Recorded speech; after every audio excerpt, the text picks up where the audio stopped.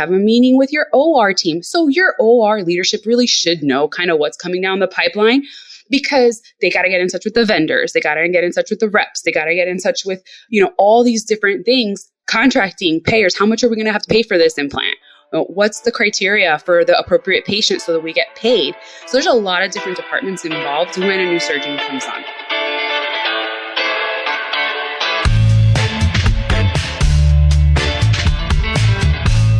Clock in, scrub up, and join us behind the red line. You're listening to First Case, a perioperative podcast bringing you exciting interviews, engaging discussions, and innovative solutions that are changing the way patients receive surgical care. Each episode, we talk to frontline staff, perioperative leadership, and nursing entrepreneurs from across the country as they share their stories, experience, and expertise on the industry we love. From the back table to the boardroom, from wheels in to wheels out, we tackle the real-life issues affecting the OR. Whether you're tuning in for surgical service education or inspiration, we're glad you're here. And now it's time to roll back and start the first case. On this week's episode of First Case, we are speaking with Nyleen Flores. Nyleen is the Chief Administrative Officer at Lake Oconee Orthopedics in Greensboro, Georgia. And we're asking another why question today. And this why question is actually wrapped in a what, because this particular topic is one that everybody really doesn't know about. It's true. And, there's more to just hiring a physician and putting that case on the board and realizing this is the OR and these are the cases that are assigned to you. There's so much more that happens behind the scenes, and we need to be aware of it. I can't wait to see what she has to talk to us about today. Exactly. And also that idea of empowering all of us, those of us looking at the board, when we see a case on the board and we're like, hold on a second. He's empowered. What? What? We can be empowered to actually question that and be like, is that approved? And it's okay to ask those questions. And Nyleen's going to explain to us why. So don't go anywhere. We'll be right back with Nyleen Flores.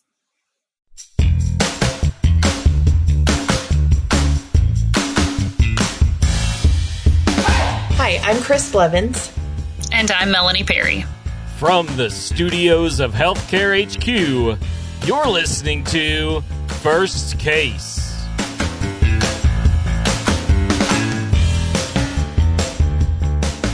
Welcome to the final episode of Season 14 on the First Case podcast. We are wrapping up our season today talking about credentialing and why it's so important for all of us to know what our surgeons and even other assistive personnel like our PAs and RNFAs, what are they allowed to do in our facilities?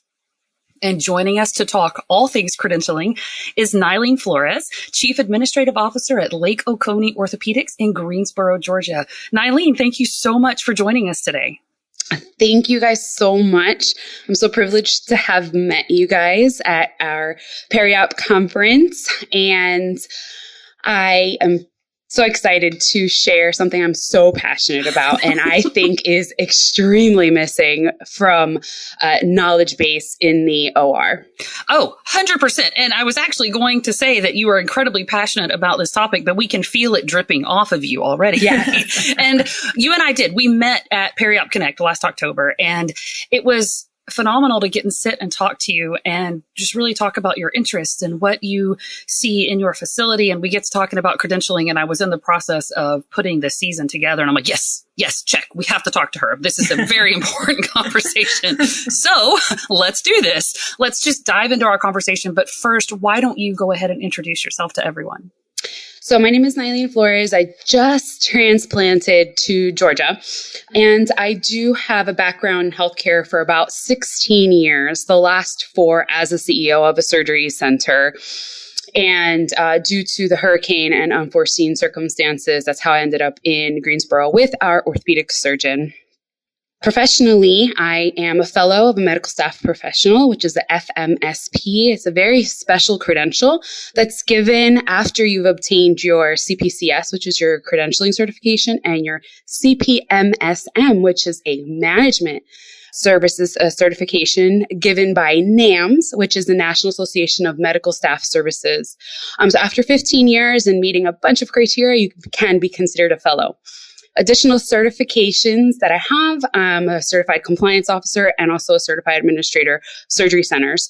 So I have had experience from practice management all the way up to medical staff, and then obviously in administration for the last 4 years. And you really, really care about credentialing because this is something that is near and dear to your heart. Really care about credentialing. It's the love of my life.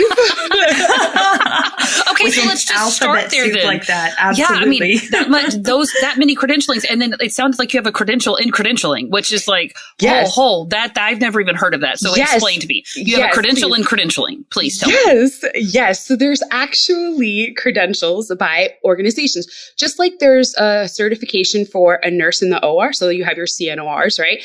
And then you have your now administrative surgery center. So there's an actual entire organization nationally with a lot of members. Our last convention, we had over 1,600 attendees of people that sit in a secret department in the hospital. And we're actually known as the gatekeepers of patient safety. We're the ones who find out who's coming on board and who's going to be in your OR before you ever find out who's going to be on there. Do you have special badges? I feel like you should have like a special badge, right? Yeah, so our badges actually get me into the OR. What? And you make sure they're doing what they're supposed to be doing, right? Something like that. Yeah. Well, but so the credentialing process then, if you are sitting in your back room and really going through all of the things that surgeons can and cannot do or should or should not be doing, what does that process look like? So there's national accreditors for every healthcare organization. These accreditors you may be familiar with are like Joint Commission, DNV, a HHC for surgery centers, Quad A. So there's national accreditors that have a deemed status with CMS to provide guidelines. So you know about your infection prevention guidelines, you know about your performance improvement and quality, but there's entire chapters dedicated to credentialing, privileging, and peer review.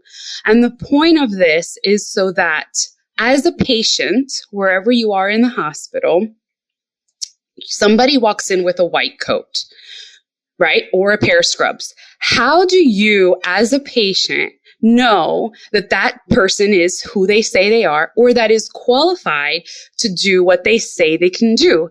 So there is our little secret department with all these credentials and the national organization behind us to teach us what to do. So the process of credentialing is really delineated and led by these accrediting bodies. They're kind of like the guidelines that tell us what to do and what we don't do.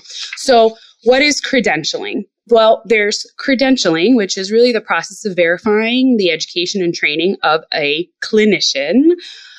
We verify license certification. We verify their work history. We verify their competencies. We verify malpractice background checks.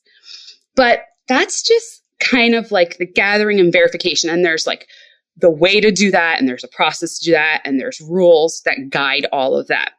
The part that really is sacred is called privileging, which goes along with credentialing. And what privileging is basically a criteria or a list, right, that has a criteria next to it that has been defined, written, guided by professionals, medical staff professionals like myself, alongside your medical directors, your credentials committee members, which is your physician leadership, or the chairs of the departments or the subsection chiefs of the department. So these guys that have these titles, or these women who have these titles of chairs and chiefs, their jobs really are extremely important, especially when it comes to surgical specialties.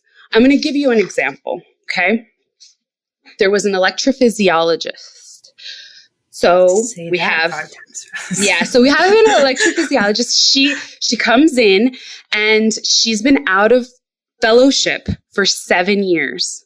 During those 7 years, she only did pacemaker implants and battery changes because she moved to a rural state that didn't allow that. Well, now she moved into a city, and in the city, we've got a lot of more cool types of cases, which involves like PDDs and a lot of different kinds of cases that may require a little bit more. Well, our criteria said that she should have performed 50 in the last 2 years, for example. She couldn't produce the case logs, right?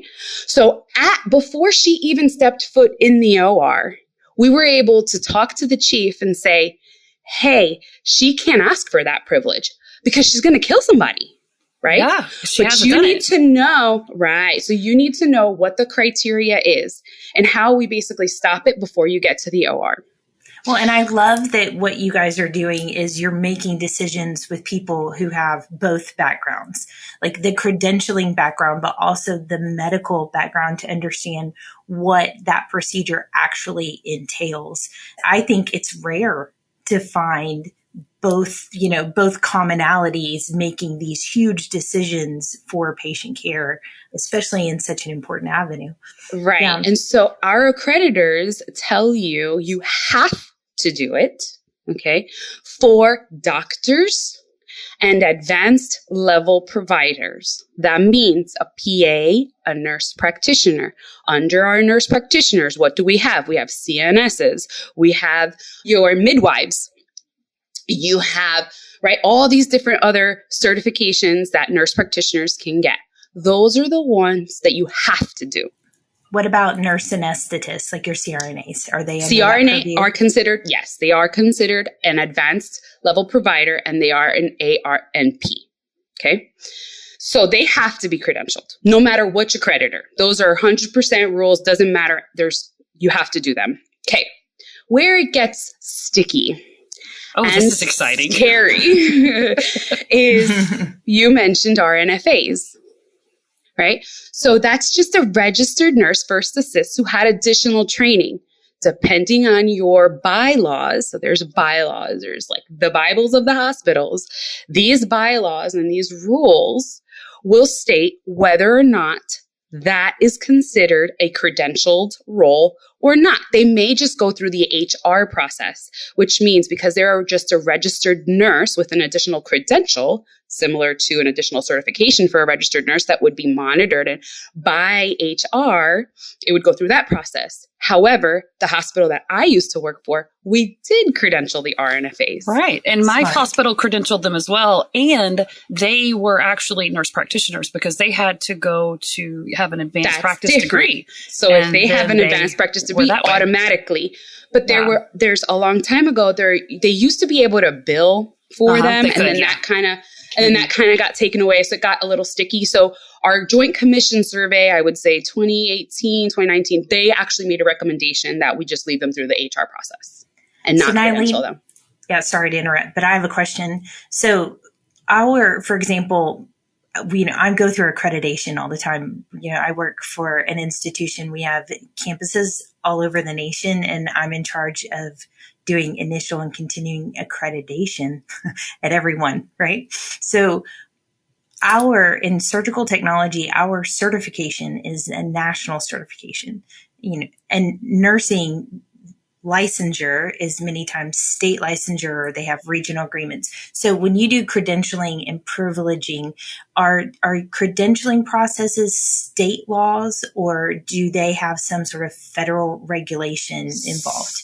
So there's both. Of course. Very different. and there's very different. So what we would do, again, in a hospital is very different. At a surgery center, it goes to a whole nother scary level, but let's just focus on hospitals right now. So for hospitals, for a surgical tech, usually, this is not a rule because again, everything in the answer in credentialing is it depends, right? It depends on your bylaws. It depends on your governing documents. It depends on your rules and regulations. It depends on what your hospital administration is doing anyway.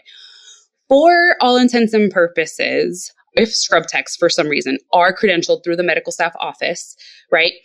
They would be it's very basically verified and checked on their national certification, but based on state. So for surg techs is not applicable, but for physicians or like you said, other types of licensures, you have to check their state.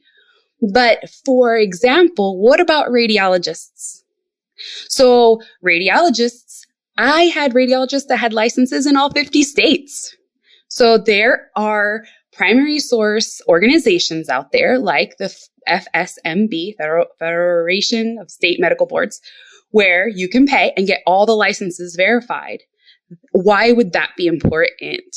It's important because what if a physician had a sanction in one state and not another? Right? So, and then there exists this thing called the NPDB, which is the National Practitioners Data Bank.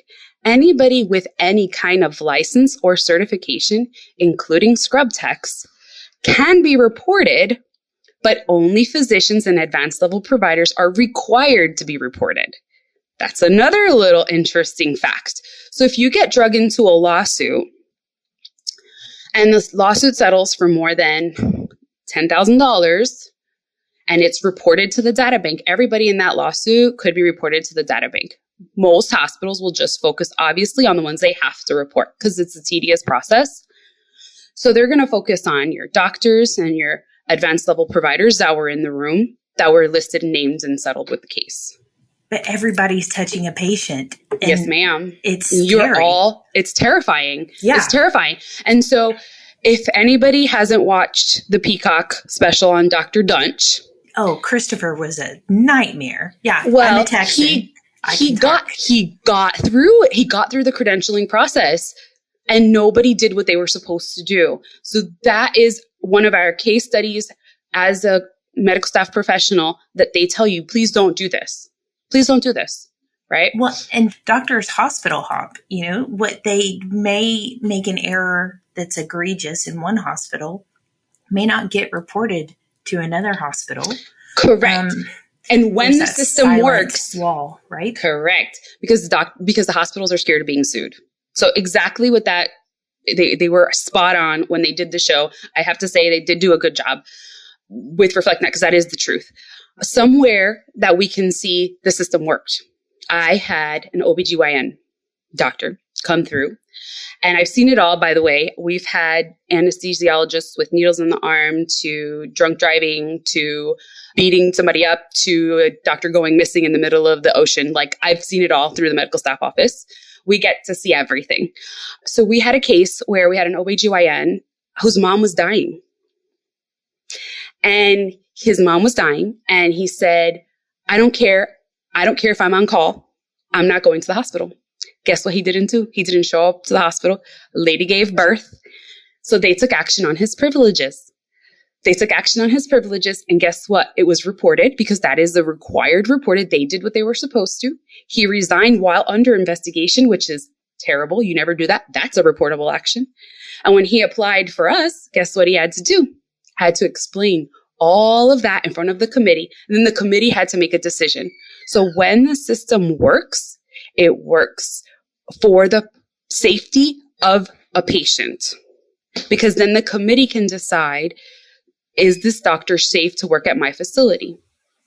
Well, and that also gives you people to hear their side of the story. You've got the report from the other people who turned in the information, so you can see all of it. But like in this instance, it's very different, I would say, than maybe somebody who had, just taken a weekend course to be certified to do, Botox injections, and they screwed up because they didn't know what they were doing. Right. Right. Exactly. And so the other thing that's extremely important in, the OR is what happens, Melanie, to the OR circulator that gets hit in the face. Their surgeon was pissed off, so they threw the bovie across the room. I had scissors fly across the room and barely missed the front of my face. Yes, exactly. I have experienced that. The stories surge techs can tell. Correct. So there is a process handled by MSPs, medical staff professionals. You can only see the face she is making. He's got jazz hands, ladies and gentlemen. Yes. So we handle all of that behavior, all those variances that nurses are putting in the system. Where are they going? Who's handling them? Like, we get trained nationally to do this, and we're it used to be considered this just back office work. You're just processing paperwork, but we're not. And so I'm advocating for the profession because we're expanding nationally. And I'm like, the opportunity to speak to nurses, to speak to OR personnel. So this is such a sacred and vital process to protect our patients. And that's why we are called the gatekeepers of patient safety, because we're the first ones and we're the ones that deal with the problem. So if they did that to you in the OR, those repercussions and how to handle them to scare the doctor or the PA or the nurse practitioner into behaving appropriately is all listed by this wonderful department called the Medical Staff Services Department. Okay, well, I am blown away because I didn't know y'all did all this stuff, and it's phenomenal. But okay, so I was in my OR the other day and actually walked in the break room, and on one of the bulletin boards in the break room was a piece of paper, and it showed now let me back up and say I'm in a rural hospital. So when I say we only just now have 3 general surgeons, don't laugh, okay? Because we only had one for the longest time, and he's very tired, okay? Anyway, so now we have 3. Overworked, sure. And they listed on this piece of paper for all of us to see, each surgeon with their picture, so we knew which one we were looking at. And there was a list of all of these different procedures, and there were checks on each row as to who could do what. I've never seen that before. And here I am in rural Alabama seeing a list of what my surgeons can and cannot do. I've never seen that before. I knew at my other facilities that I could go find it somewhere, but I don't know. So can we talk about that process besides like this thing that I just made you very happy about, to talk about this list that was posted? How do everyday staff see this information? Right. So the reality is, that's the scary part. You don't. Oh, no. Don't say that. Right. So, that's where your leadership gets involved, right? So you'd expect a nurse manager or a nursing director to, number one, have a sit down with a new surgeon or a new doctor on the floor. A lot of times that doesn't happen. Believe it or not, the scariest ones are the nocturnists, because they're coming in and they're seeing patients overnight, and, they never actually see an administrator or a leadership. You probably just have or the locum tenens. Locum tenens scare me. We get a lot of those, but maybe let's not go off subject yet on that. So that's a whole nother ballgame.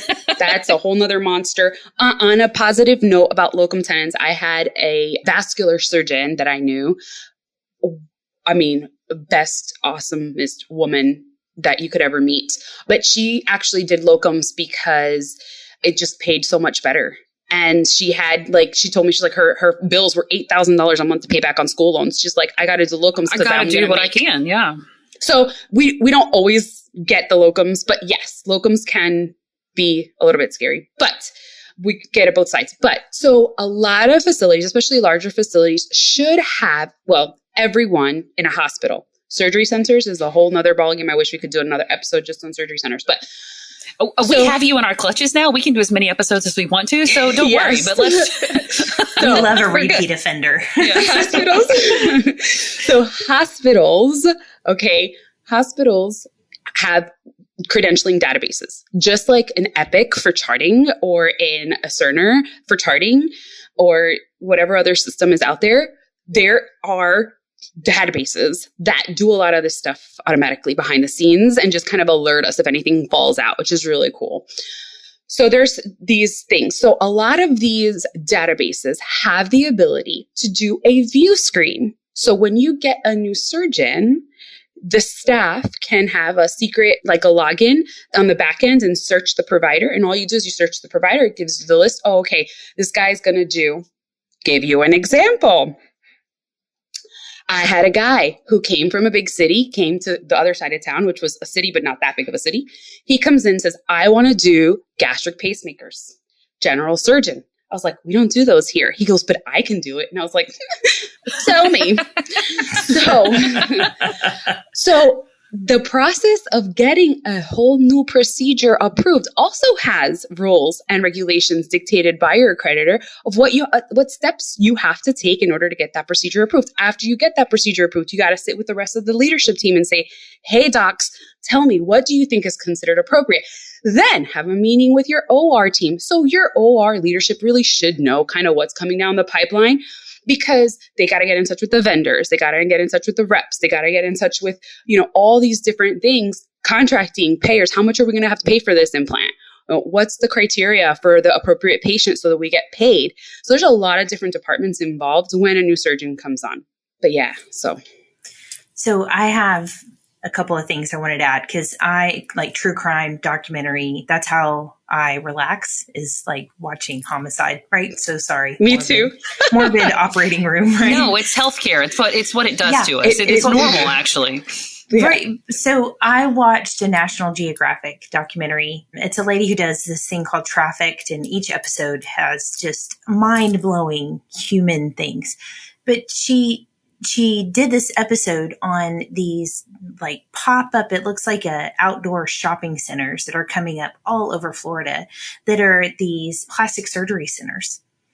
And you're watching these like, run-of-the-mill surgery centers that these guys are doing these breast augmentations and these BBLs. Yeah, the Brazilian butt lift, which by the way is one of the most dangerous surgeries. Oh, tell me about it. And so when they start to deep dive, which of course I'm yelling at the TV because I'm watching the worst aseptic technique I have ever seen in my life. My dog is barking. I am like griping so much, but then they start to talk about the fact that it's not just, it's scary when you see sometimes even a general surgeon performing certain procedures, but you start to see there was a pediatrician in one of these surgery centers, if you even want to call it that was performing a BBL. And so it's terrifying, and this was like 50 minutes of my life, but I've been in surgeries where you see multimodality surgeries, right? And part of that surgery, you're like, yeah, this makes sense that this person's doing it. And then we pivot and you're like, time out. Like you're really close to a nerve, or now we're touching vasculature. And, this seemed massively like, a big red flag moment, but as I'm looking at your face, you're like, yeah, I've been there, done that. Yeah. So this happens more often, I think, than what I'm. Yes. So when I'm afraid. It's okay. So as a patient, if you ever work in credentialing, you will be terrified to ever be a patient again. I think all surgery people say that. Yeah. Yeah. Well, right. So what puts processes in place is, we hope, accreditors. Okay. These pop-up facilities and plastic surgery facilities are not accredited. They're not billing insurance. Remember, I said at the beginning, they are CMS accredited, which means Medicare, which means they have to follow federal regulations. Healthcare facilities that are not billing insurance are not subject to the rules of anything else. So that's a good guideline for patients. Like just right there. If you are going to be a patient, you want to go to a facility that is CMS approved. The problem is, where are you going to have that done for plastic surgery, though? You're right. Yeah. Right. So I don't these know. people were paying cash money. Cash money. Cheap. Yes. Right. So I had a friend. So this literally just happened to me 3 weeks ago. 3 weeks ago, my mom texted me. She's like, you're never going to believe who's in the hospital. And she tells me the name of my friend who's in her 40s, went in to have, what did we just talk about? BBL. And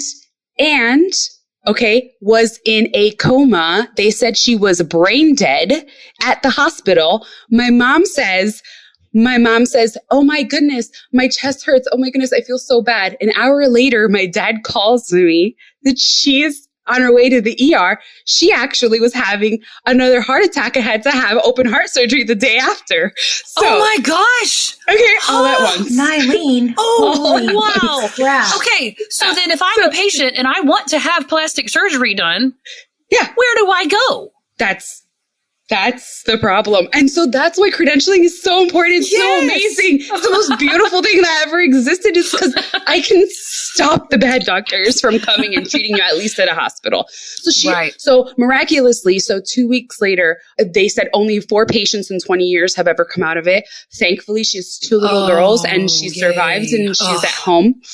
Thankfully, she came out of it. Thank God. My mom is doing fine. Everything is great. We can only laugh about that now because that sounds incredibly tense and very scary. I drove like a mad woman down 75 to get to Florida. But 75 is dangerous. So I know. That's why I think it was so important to really come on here and just dedicate. And I'm so privileged this year. I'll be at the Global Summit for ASC, is at the AORN, speaking on credentialing as well. I think we need to get to the nurses. Another thing is nurses have a critical role in the credentialing, privileging, and peer review process. So why? Because those variances are going to be reviewed by usually the quality department, and the quality department is usually led by nurses. And the problem is these nurses are being pulled off the floor. It's usually like a nurse manager or something that's like, I'm kind of bored. I don't want to be on the floor anymore. I'm going to try something else. Or they'll just say, hey, by the way, you want to do this? And they are unaware that they have to work hand in hand with credentialing girls or guys like me who have been studying rigorously to know what doctors are allowed and not allowed to do. And I'm like, well, their clinical expertise is invaluable. But do you know how many OR nurses I've ever seen do peer review? Like none. Yeah, well, we don't get trained on it. I mean, we don't get any training. Nobody does. They just get thrown into it. And I'm like, oh my God, guys, you guys can be so invaluable. So my goal in life is we're going to be this, we're going to be the source of education for nurses on credentialing and peer review. Because it's so important, right? So after a doctor gets credentialed, let's say he gets through the first rigmarole, then there's a thing called recredentialing.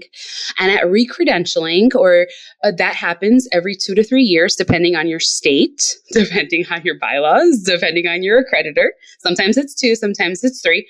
They go through that cycle again at 2 years. And during those 2 to 3 years, all those case logs from everything they did in the OR is scrutinized and looked at periodically. Usually best practice is 6 months, but let's just say they get reviewed every 9 months, right? So every 9 months, you're going to have a case log, and these nurses are supposed to sit with your chairs of surgery or your chiefs. You're going to sit together and going to say, hey, are there any fallouts? Right? So were there any surgical site infections? Were there any deaths? Were there any complications? So that's actually put together and reviewed as well. And guess what? Every accreditor says it has to be part of your reappointment process. So when we're presenting a file at 2 years, we're going to say, does this guy need a little more watching? Does this guy have any behavior issues? Is there something we need to watch out for?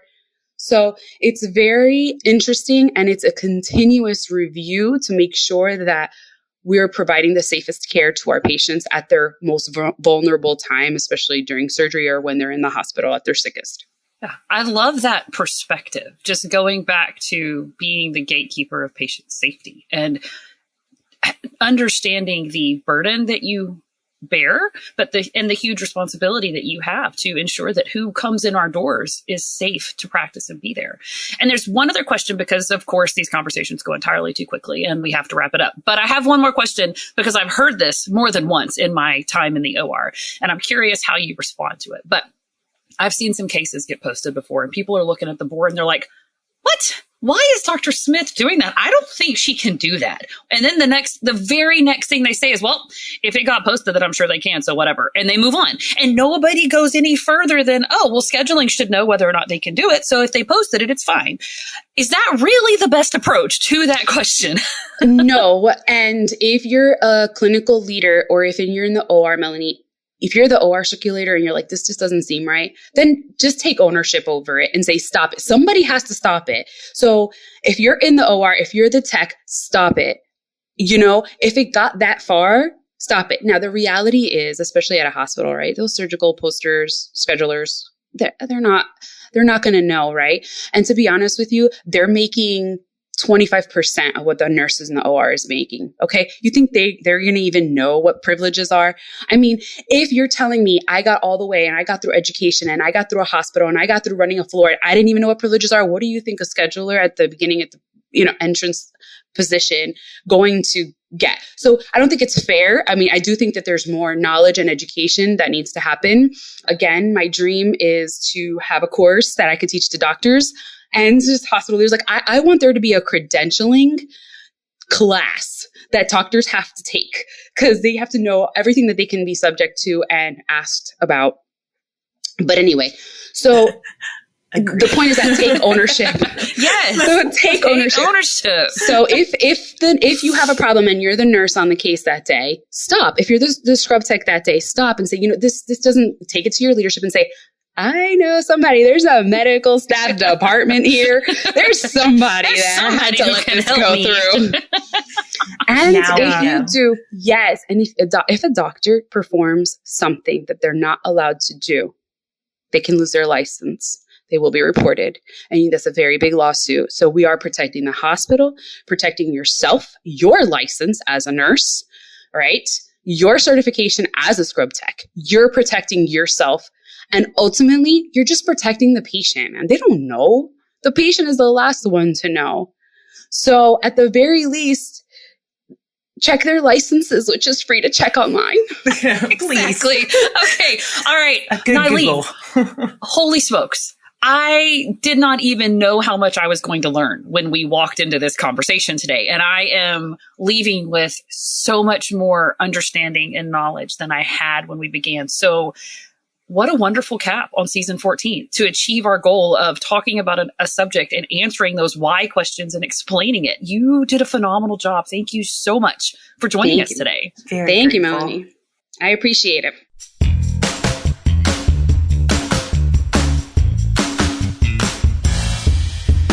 That was Nyleen Flores, Chief Administrative Officer at Lake Oconee Orthopedics in Greensboro, Georgia. And this whole season, we have worked to explain the whys behind what we do. And I think that with this particular topic, we even talked about something that people didn't even know existed until today and explained the why behind it and why we should know it. And I really do think that Nyleen did a phenomenal job explaining the issues and the problems surrounding it and the safety even that is undergirding all of the reasons why we credential, right? Yes. And as soon as I could pick my jaw up off the floor after several things that she said, I think we get so focused, especially, when we're in that sterile position in the OR on, is this surgeon capable of doing what they're doing, or are they doing, this particular technique correctly? But it's just because you're capable doesn't mean that you're credentialed.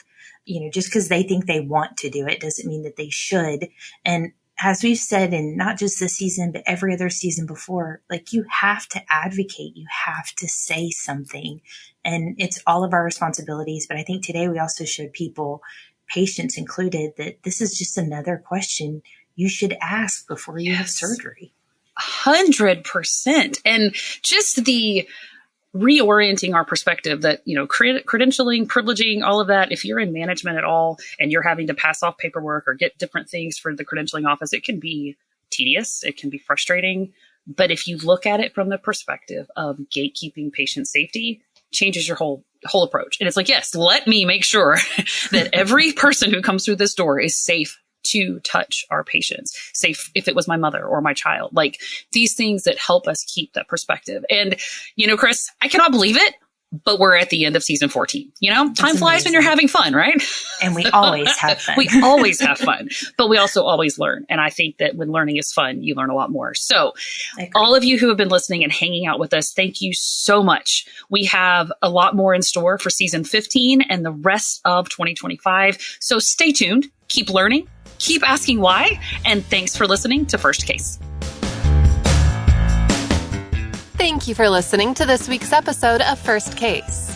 As a reminder, you can help support us by subscribing to First Case on your favorite podcast app or by downloading the smartphone app on iPhone or Android. Simply search for First Case in the App Store or Google Play. The best thing about downloading the smartphone app is that you can access bonus content for certain episodes and view episodes in certain categories, like articles on the go and vendor spotlights. Are you following us on LinkedIn or Facebook yet? If you are and you love an episode or post, then let your social network know about it. Like, comment, or share our posts along with your thoughts and keep the conversation going. If you have any topics or guests that you would like to recommend for a future episode, just send us an email to info@firstcasemedia.com. We look forward to hearing from you.